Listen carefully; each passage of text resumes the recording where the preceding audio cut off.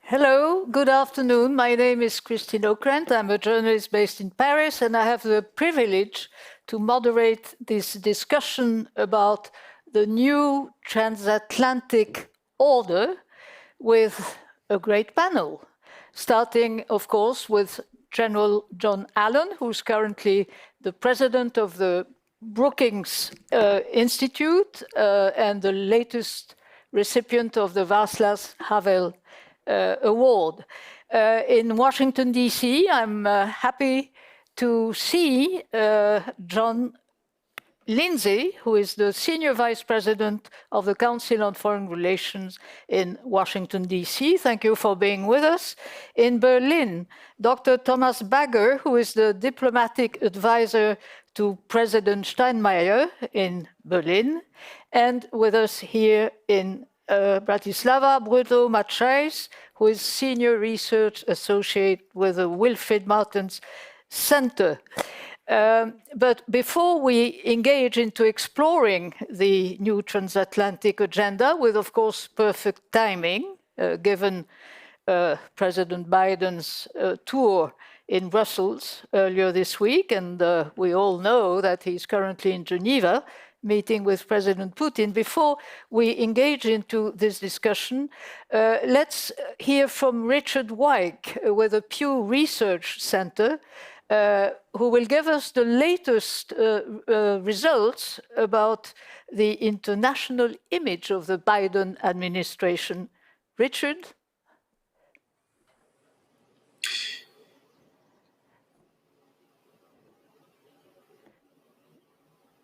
Great. Thank you so much, Christine. Yes, thank you, Christine. And thanks to GLOBSEC for including me as part of this event. Really happy to have a chance to talk with all of you about some recent survey research that we've done at the Pew Research Center, looking at transatlantic relations, and in particular, looking at views in Europe and elsewhere towards the United States now that we've had this transition from the Trump to the Biden administration. So what I'm going to talk with you about a little bit is a survey we conducted in 16 publics, 9 in Europe, 6 in the Asia-Pacific region, plus Canada. And we've been doing this kind of work now for 2 decades at Pew, and we see some of the biggest changes we've ever seen in this survey, with some very large improvements in overall ratings for the United States. So if you, for instance, look at 12 countries that we surveyed both last year and this year. Last year, across those 12 countries, a median of just 17% said they had confidence in President Trump to do the right thing in world affairs. It's up to 75% for President Biden this year. In terms of overall attitudes towards the United States, just 34% had a favorable view of the U.S. in those 12 countries last year. It's up to 62% this time around. So very big changes in terms of how people feel about who's in the White House, and that's had a big impact on what they think of the United States overall. And you see some remarkably large differences when you ask people about the sort of personal characteristics and leadership traits of Biden versus Trump. Very few said President Trump was well qualified. Most think that President Biden is. Most said that President Trump was dangerous, that he was arrogant. Very few say this about Biden. Trump's strongest characteristic when he was in office tended to be that many saw him as a strong leader, but even on that measure, Biden does better than Trump did. So part of it's about personality, but a lot of it is also about policy. We saw a lot of opposition over the years to President Trump's withdrawing the United States from international commitments, to his putting up barriers between the U.S. and the rest of the world. In contrast, people welcome the more multilateralist approach of the Biden administration. So you can see that, for example, when it comes to climate, A lot of support for the Biden administration re-entering the Paris Climate Accords. I'll give you one example of that. Back in 2019, when we last asked about Trump's climate policies in France, just 9% supported the U.S. withdrawing from the Paris Agreement. 91% in France this year support the U.S. Rejoining that agreement. There's also a lot of support for the U.S. rejoining the WHO, for the U.S. accepting more refugees into the country, and for Biden's idea of hosting a summit of democratic nations, although there are concerns about U.S. democracy, and I'll talk briefly about those in just a moment. So people do think the U.S. is acting more multilaterally, but even with Biden in the White House, there are still concerns about how America conducts itself in world affairs. So majorities in most of the countries where we did the survey say that they believe the U.S. doesn't take into account the interest of other countries when it's making foreign policy decisions. And that's a complaint we've heard about the U.S. going back 2 decades now, whether it's a Democrat or a Republican in the White House. There's still this sense that the U.S. doesn't really listen to other countries, doesn't really take into account their interest when it's making foreign policy decisions. So there are still concerns about how the U.S. operates in international affairs.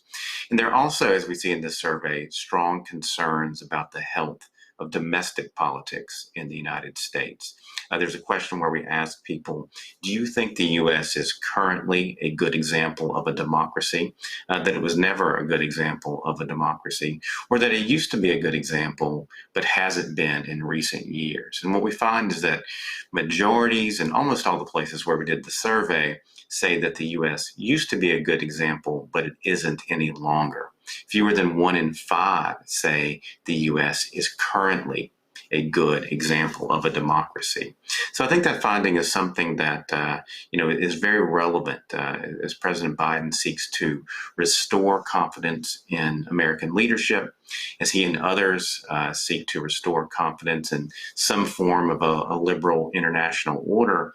They're also going to have to restore confidence in the liberal component of that order, and restore confidence that the American political system can function better than it has over the last few years. So overall, this study finds a big improvement in terms of how people think about the United States among a number of key allies and partners, but there are also lingering concerns about how the U.S. acts on the world stage, and lingering concerns in particular about the health of its democracy. So I'll stop there, and I look forward to hearing the panelists. Thank you.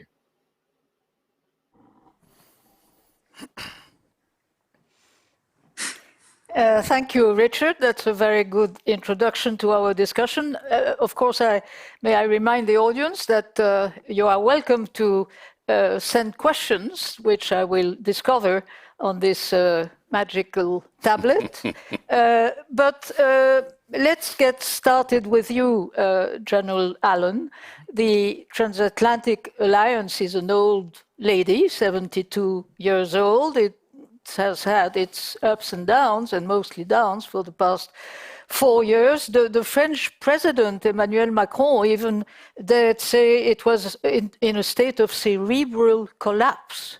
That was in December 19 in an interview to The Economist. Would you say that the last summit Monday has indeed introduced a new cycle in the history of the alliance with the Agenda 2020, and of course the insistence on the threat that Russia represents, but also China, which is now characterized as a systemic challenge? Well, it's a great question. First, it's wonderful to be back at GLOBSEC, as I always do in the panels that I have.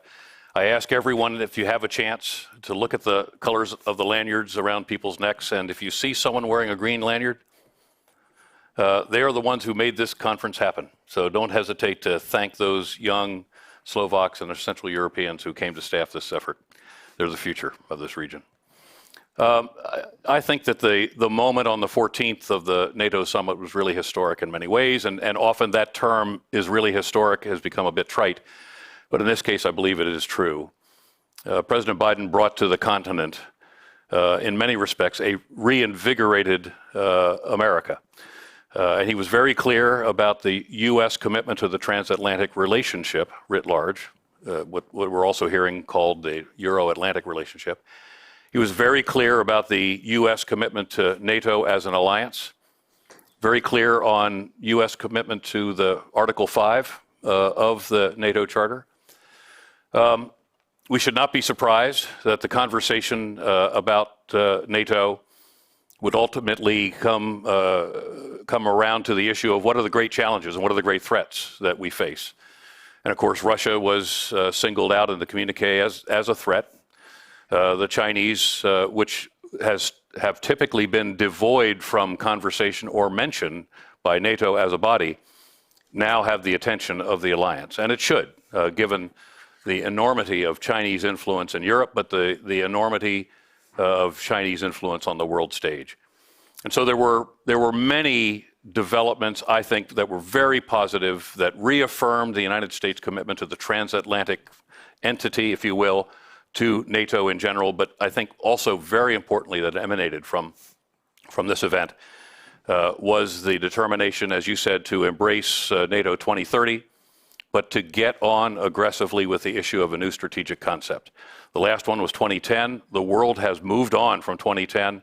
We have got to have a strategic concept that takes into account not just the threats, but the strategic environment in which we now live. One dominated by cyber issues, one dominated by issues associated with climate, et cetera. Here is our chance. A new Biden administration, a robust NATO. Let's get on with it. Let's go to Berlin. Dr. Bagger, thank you for being with us.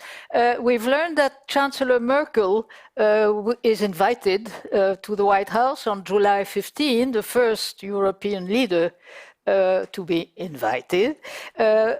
Is that a tribute to her leadership before she actually leaves the political scene, or is it time for very tense negotiations on China, which is a major trading partner for Germany, and one could see some degree of reluctance on the Chancellor's part about the NATO summit declaration, but also on Russia with the issue of the Nord Stream 2 gazoduc.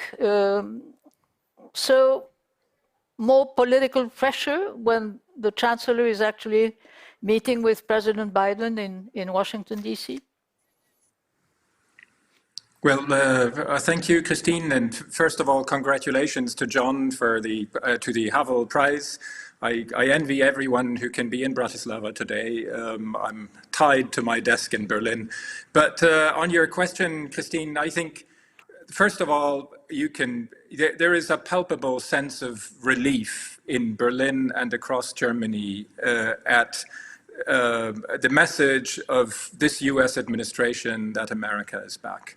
The return to multilateral action, to the renewal of the US's alliances, namely NATO, all of that comes with great relief here, and certainly in the way the former president had singled out Germany for his ire. I would consider Germany one of the great winners of the policy changes that have come from Washington and that are expressed in the most recent series of summits.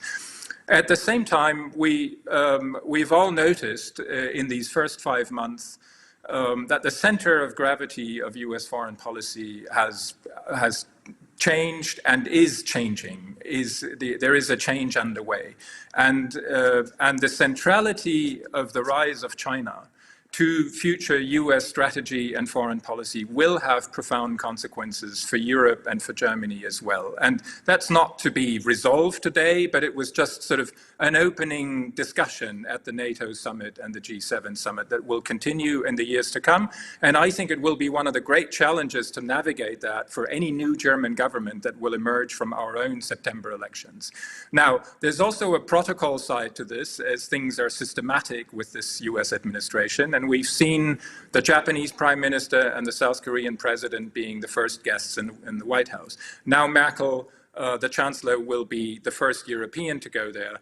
And also there, I think it's a mix of both of what you mentioned. It's a recognition of her outstanding role as a leader of Germany and of Europe. She will leave office at the end of September, or sort of once a new government is formed. So the president will receive her in the White House before. That's a measure of recognition, but there is plenty of stuff to talk about. And I think you've mentioned China, indeed, where she has somewhat different nuances also in her public appearances after the NATO summit, and said, let us focus on what the West has to offer as a positive vision, and let us not define what the West is and should be simply by who we are against.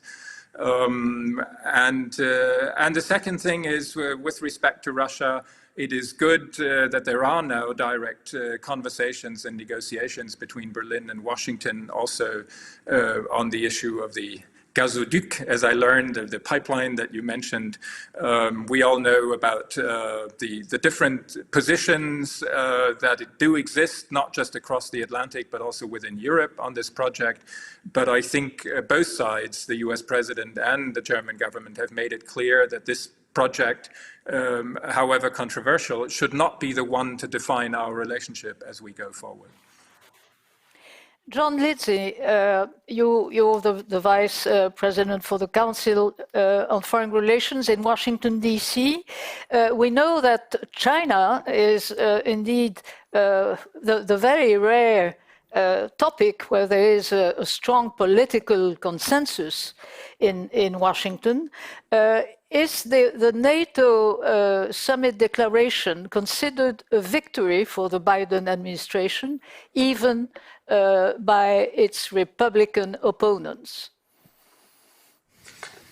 Well, thank you very much for the question, Christine. Before I answer it, let me join with Thomas and send my regrets that I'm not able to be in Bratislava, but I'm very fortunate that the conference organizers have invited me, and I'm glad to join you here today.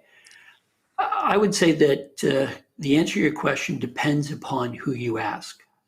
Number one, I do think it is true, as you pointed out, that when it comes to China, there is broad and I think relatively deep bipartisan agreement that China is, in essence, job one or challenge number one for American foreign policy.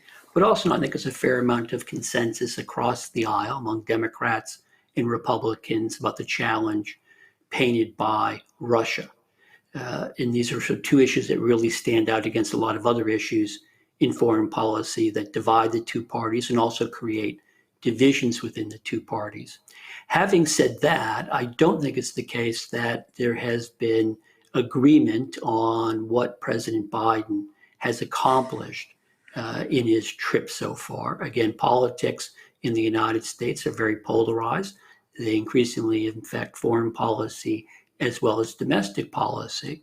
And there has been criticism that the president, while he has gotten words from the European, he hasn't gotten deeds. And again, I agree with John that what happened at NATO and the recent discussions about settling some trade issues with the European Union are significant. They are a very good start. But in this, as in much in life, it's not so much how you start, but how you finish. And I think the really interesting question in the months and years to come is the degree to which we're able to translate the agreements and sentiments expressed in the communiques into actual common policy. And I think that is going to prove to be exceedingly difficult. Obviously, there are differences within Europe on these questions. If you go from Lisbon to Vilnius, you can get a variety of perspectives on where China rates as a challenge to Europe and also how to deal with it. And there are also divisions between Europe and the United States over how to proceed. Overshadowing this is something that Thomas pointed out. Germany has elections in September, which could potentially add a whole new dynamic here. Likewise, next year we're going to have the French presidential elections. So a big question for many Americans is what kind of Europe are we going to be dealing with a year from now? And are we going to be able to, in fact, take our commitment to general principles and values and translate them into coordinated policy? And I think that's going to be a big challenge, but I would note that's what diplomats are for. Of course, Beijing has reacted with a great deal of aggressive vocabulary, as usual, telling that NATO members are hypocrites and that the US are developing a Cold War mentality. And indeed, Beijing has increased for the last 2 days the military pressure upon Taiwan with some 28 fighter jets, I believe, circling around the island. Do you feel, John Lindsay, that indeed Europeans should be more aware of the stakes in the Indian Ocean and in the southern China Sea, even though I believe France and the UK have increased their naval presence in that part of the world? Certainly, I would think Europeans should be paying attention to these issues, but it's not merely a matter of the military threat that China poses to countries in East Asia or South Asia. We shouldn't forget the clashes that occurred in the Himalayas over the last year, but the broader challenge that China presents on the economic front, but also to the liberal rules-based international order, the notion that there should be agreed upon rules that govern how we interact. China clearly wishes to rewrite the rules of the game. That poses challenges to the West. I think it's pretty apparent in Europe. There's growing concern about Chinese human rights abuses, the economic challenge that China faces, and I will note the reaction in many European capitals to the Chinese decision to sanction European officials over their support or their criticism of China's treatment of the Uyghurs. So this is an issue that's going to go on. Now, there's a broader issue about what kind of military contribution European countries can make to any effort to deter Chinese aggression. And I think there's a really good debate to be had there. I know in some European capitals either discount the nature of the Chinese threat, certainly to Europe, but also to others. Likewise, they may discount what it is that European countries can actually bring to that issue. And I think if you look at American foreign policy, while President Biden clearly is trying to rally the traditional European allies, rally NATO, not all the eggs are being put in the NATO or transatlantic basket.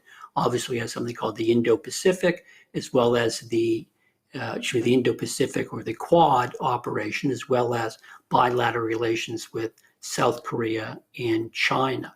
And I think also one of the things that Europe is going to have to struggle with is to what extent thinking about China, at least in military terms, is going to have consequences for Europe's ability to deter Russia. I think that's a big issue, obviously, much more so as you go to Central Europe or go to the Baltic countries. And issues are going to have to be debated.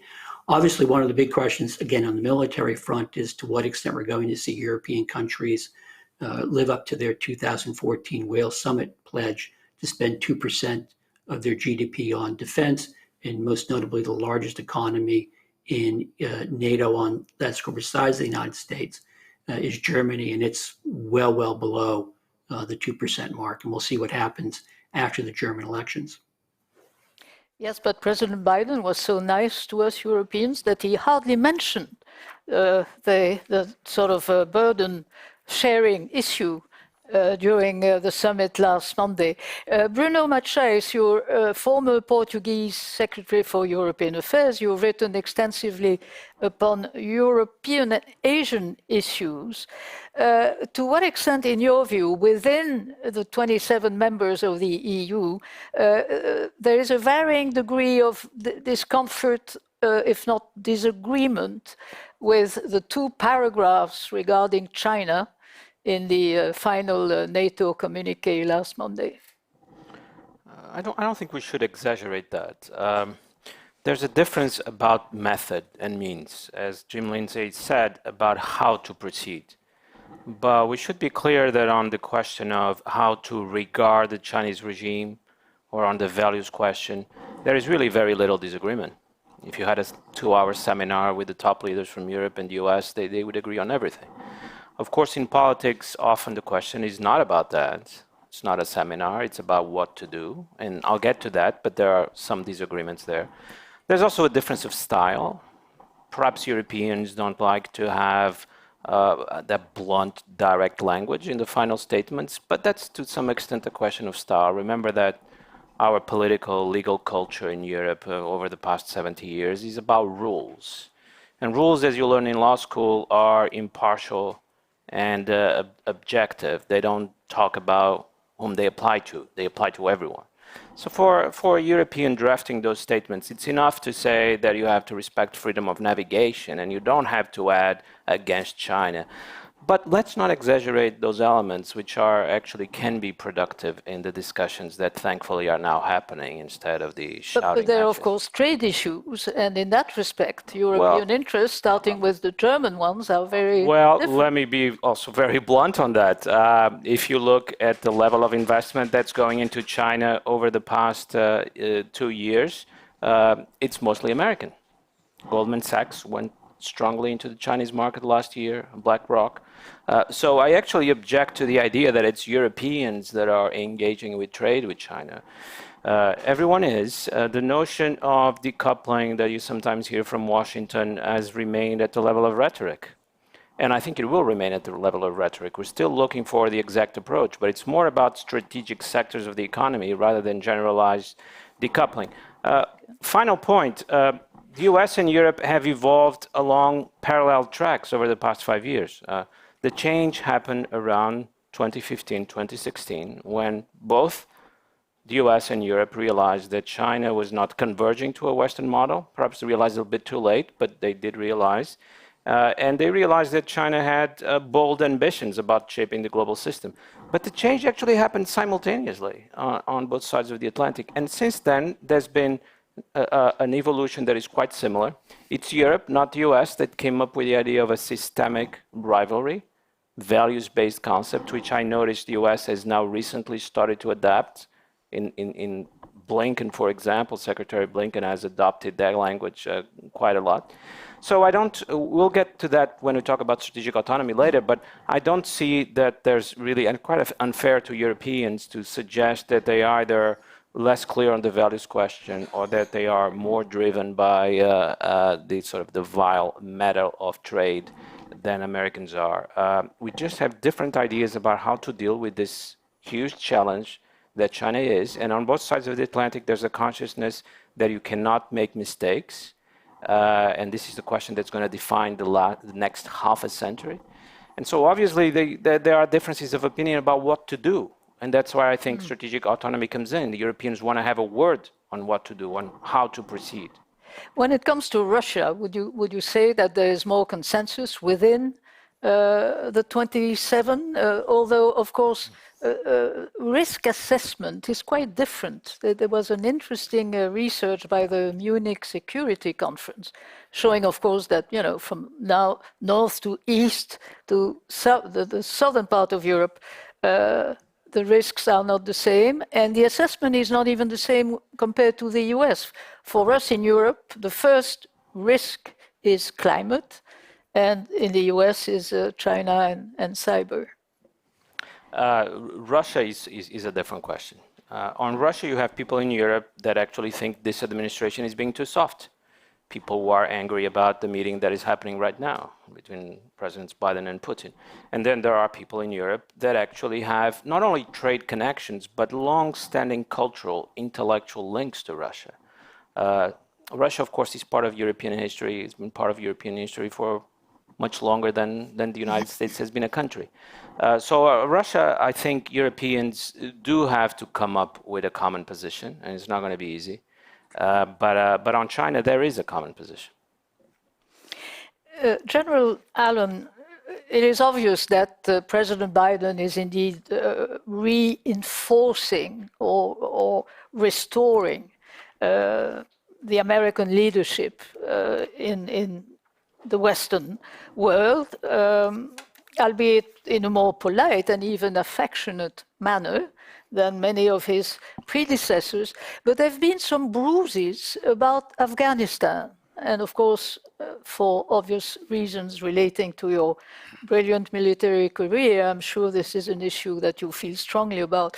European allies felt that they had not been consulted or even warned that the US would hasten its military retreat from Afghanistan. Retreat. Well, it's a hard word. It is a hard word, and it's a difficult moment for us. And I can understand why the Europeans felt as though they were not properly consulted. Many of us were caught by surprise by the decision. And the decision's been made. The troops are coming down.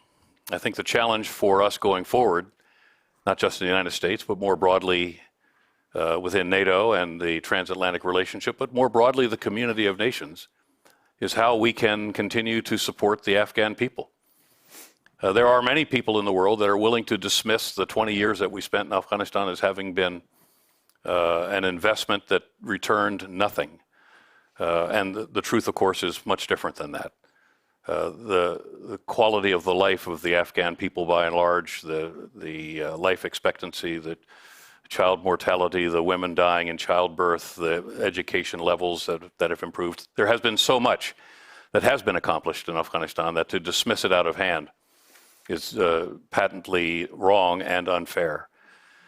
But the challenge, of course, that we face is what will the Taliban ultimately do? Because in many respects, the Trump administration tied the hands of the Biden administration with respect to having to honor an agreement with the Taliban.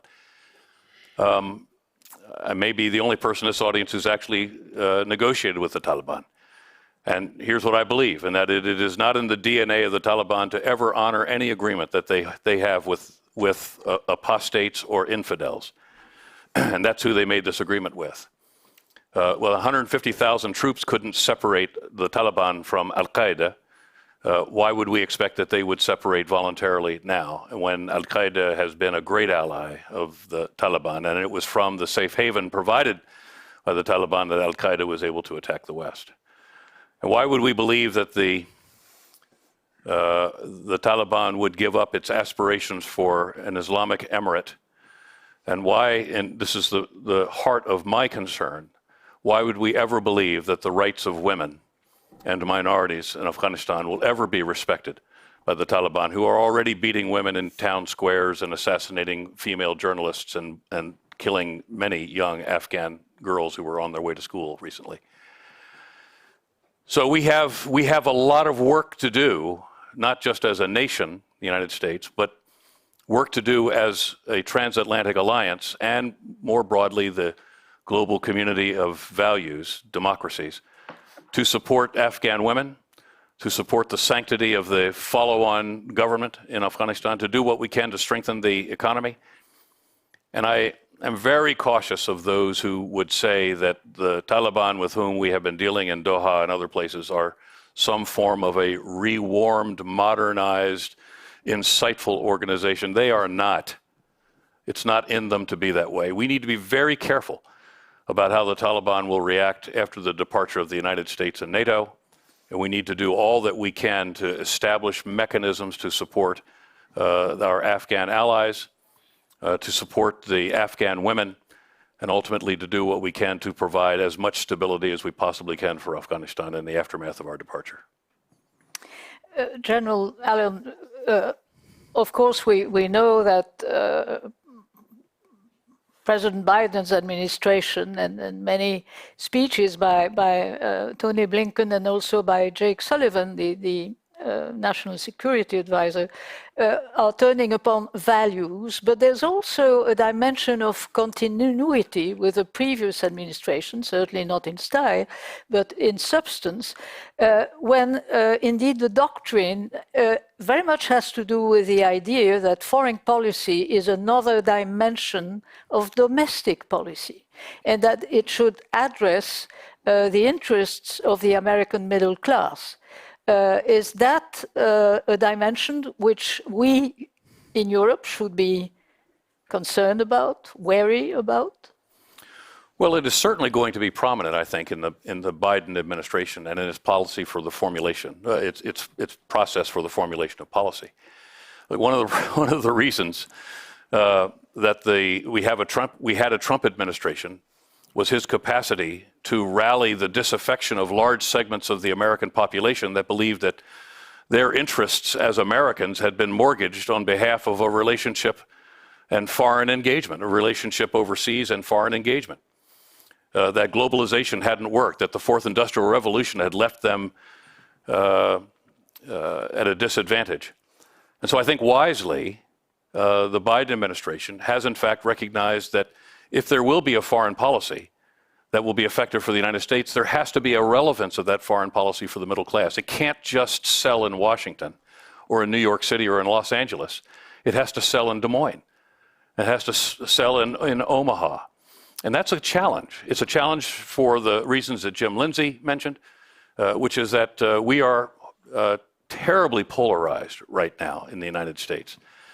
And when the president talked about America having been played as a sucker by our allies, or when he had depicted the EU as the #1 foe of America, and having seen all of that be so heavily digested by large segments of the American electorate that voted for him and his ilk, turning that around will be a great challenge for the Biden administration. And none of us could be more pleased than, first of all, the people that he chose to populate his administration, because they not only are pretty well experienced, but they also, in many respects, like no administration in American history, they look like America.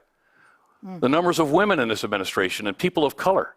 This is a great accomplishment from my perspective, and it gives the administration the capacity to make the moral argument that we have to link our foreign policy to the future of our domestic policy and to the American people. Otherwise, the irrelevance of the two or the discontinuity of the two will defeat both.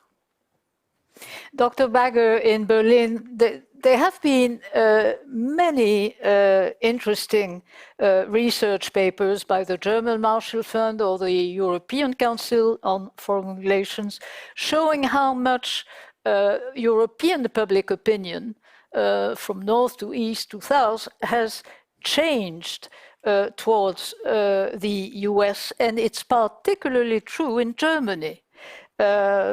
I've noticed in a GMF paper that 39% of Germans, only 39%, consider the US to be the necessary partner, and the French, 43%. You know, something's changing there.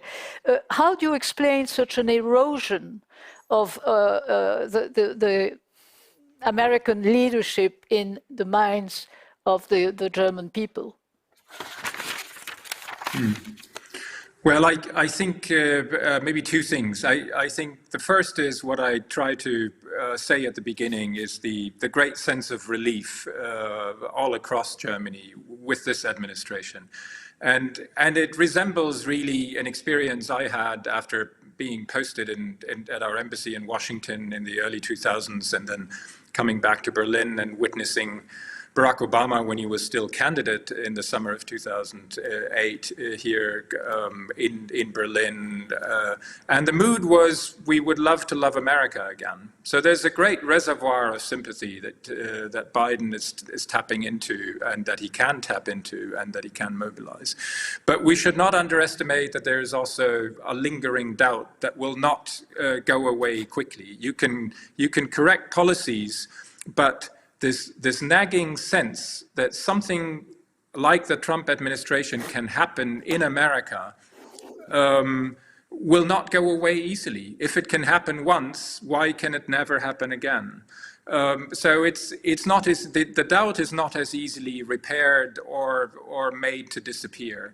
And so I think among the great challenges that we have and the common tasks across the Atlantic is not just the rise of China, the risks emanating from Russia. It's not just trade and technology cooperation or combating climate change, but there's a huge task ahead of us that is really a joint challenge, which is to come to terms with the future of our democracies and to twist that a little. What does the democracy of the future actually look like, with a political discourse that is undergoing structural change through the change of the media, the emergence of social media, and other things.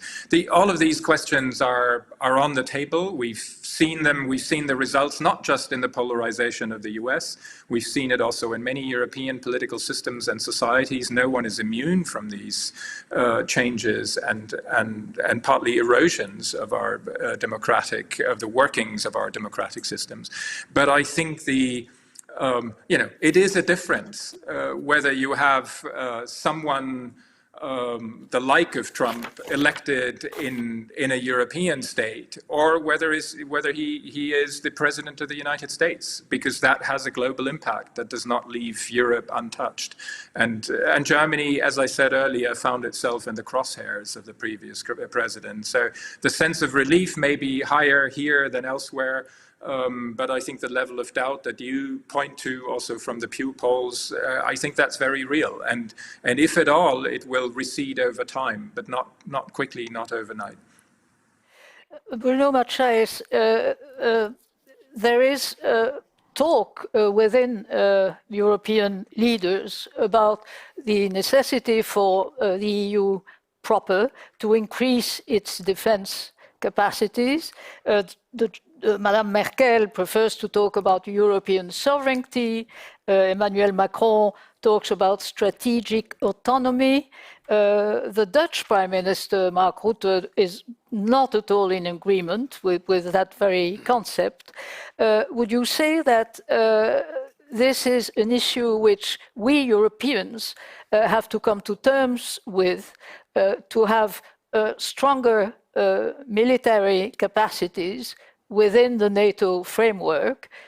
Is that, in your view, one of the major issues that we have to tackle in the months or the years to come? Yes, there's some divisions in Europe on this. Obviously, I'm with those who think that Europe needs to develop those capacities. Again, as I said before, this is not a question of going in different directions or having a different perception of the world or having a different value perception of the world. It's about having capacities to make decisions, and then we can make decisions together. I think we're probably moving towards a framework, at least the way Europeans see it, where the Transatlantic Alliance perhaps becomes something more similar to the Entente Cordiale between France and Britain. It didn't end very well. Well, no. Especially these days. It didn't end very well, but it could have ended worse if it wasn't for the work that had been done in bringing France and Britain together. But what was distinctive about it, there was a lot of shared perceptions of the world, but there were capacities on both sides. And Europeans dream about having these capacities, and that dream is not going to die. I am told, by the way, that yesterday in the summit that both von der Leyen and Charles Michel tried to explain what strategic autonomy is to... Would they agree together about what it means? Because they don't always agree on many issues. That's right. That I don't know, but I hope so. But I don't think on the other side there was an immediate understanding of what the issue is. The issue is, the way I see it, about being able to make decisions. There's skepticism in Europe. We have to be honest about this. There's skepticism in Europe about the US's effectiveness. I think we're actually more solid about the health of American democracy than about the effectiveness of American foreign policy. Remember Iraq. In Europe, that's still remembered. And so we want to be part of the debate of how to deal with Russia, how to deal with China, but have capacities that allow us to be a voice that is respected and listened by Washington. And I'm part of those Europeans who keep insisting that Washington should be happy about this. Because after all, the world is becoming more dangerous, and if the Europeans have corresponding capacities, it will be much easier to deal with the challenges that we have. John Lindsay, should the US be happy about us Europeans wanting to be more assertive in terms of defense, or is there a high degree of skepticism about European effectiveness? Christine, I suspect if you ask most Americans, the answer is going to tend toward the skepticism side of the continuum. A great deal of concern that in Europe there will be talk about gaining capacity, but relatively little follow through. And I think a lot of that will be measured again, going back to the standards set by the 2014 Wales Summit of a 2% of GDP going toward defense. And while it is true that, as you remarked before, Christine, President Biden at NATO didn't bang the table the same way his predecessor did over the defense commitment, this is still going to be an issue in American politics. It would not surprise me to see it come up again if we do not see significant improvement in European defense. But I want to be clear, some European countries have met or exceeded the 2% threshold. Others are on the path to it. But obviously, I think at this point, a majority of the NATO members haven't. So this is going to be an issue. But I do want to go back, in this context, to sort of a broader issue that you put on the table when you asked John about foreign policy for the middle class and points that Thomas and Bruno made. And that is, I think President Biden fundamentally understands that he has a big challenge as president of the United States, and that his foreign policy, in some sense, has to begin at home. That's why he came into office. His focus has really been on the domestic economy. It has been on particularly getting the pandemic under control and getting the American economy going. And that's really for three reasons, and they play into foreign policy. One is the necessity to show that America still works, that it has capacity. And I think if you look at many European countries, look at public opinion polls across Europe and elsewhere, there's a fair degree of skepticism about the health and the future of the United States in terms of the power it brings to the world table. That in some ways, the United States is a declining power, contrast to China as a rising power. And I think part of what the Biden team wants to do is to counteract that. I think a real second thing is, and Bruno alluded to this, is that the United States has really ruined its reputation for competence. If you go back over the last 2 decades, Bruno mentioned the Iraq War, you can mention Abu Ghraib, we can talk about the Great Recession where a subprime mortgage crisis in the United States nearly brought down the global economy. We get to the mishandling of the pandemic, and then January 6th. I think a lot of questions raised about the actual competence of the United States. Whatever capacity it has, does it have the ability to produce effective policies? Not policies that necessarily sound good, but actually accomplish what they set out to do. And the third challenge, and it's one Bruno alluded to, is the issue of consistency. That is, can Joe Biden reassure people that he can make his policies stick? Now, I think in the first 2 C's of capability and competence, President Biden may be able to make significant progress. I think on this issue of consistency, it's going to be a harder sell, and it'll be very interesting to see what the U.S. elections look like next fall. We're going to have midterm elections, and then obviously who Americans choose as their president come 2024. So I think we need to look at this issue of the future of the transatlantic relationship, not in the context of what happened this week or next week, but over the next several years. I still think a lot of issues are in play, and we could end up with a lot of different futures a decade or so out. General Allen, we have a few minutes left to talk about today, or to be precise, this very afternoon, as indeed President Biden is meeting with President Putin in Villa Lagrange, overlooking the Lake of Geneva. do you believe that in a way we are getting back to the Soviet era, where indeed the US and Russia can discuss, engage a constructive discussion on some areas, on some topics, and of course continue to have strong disagreements about values and about foreign policy at large? Yeah, I don't know whether... A brief answer, I'm sorry. I don't know whether it would be the Soviet era as an analogy, but wise statesmanship would have you believe that we have to be able to talk to our opponents. And Russia is clearly an opponent, and it is a threat now. And we should be able to talk to the Russians. And we should have, as many people have said, we should have a predictable relationship with the Russians and a consistent relationship with the Russians. And it should be about human rights. It should be about Russian interference in our and other democracies. It should be about areas where we may have common interests. Arms control is a very important common interest that both our countries share. And then it should be about things that we believe we cannot tolerate out of Russia. And today is not the end. Today should be the beginning. And if we agree that this should be a beginning and that we should always talk to our opponents, then I think that this was the right meeting to have at the right moment, early in this administration and in the aftermath of the G7, the NATO summit, and the EU conversation. So a new beginning, but it is the end, unfortunately, for our session. You will have refreshments downstairs, and the next session will start at 17:40 sharp. The theme, very much alongside many of the arguments our guests have developed, how to restore trust in politics.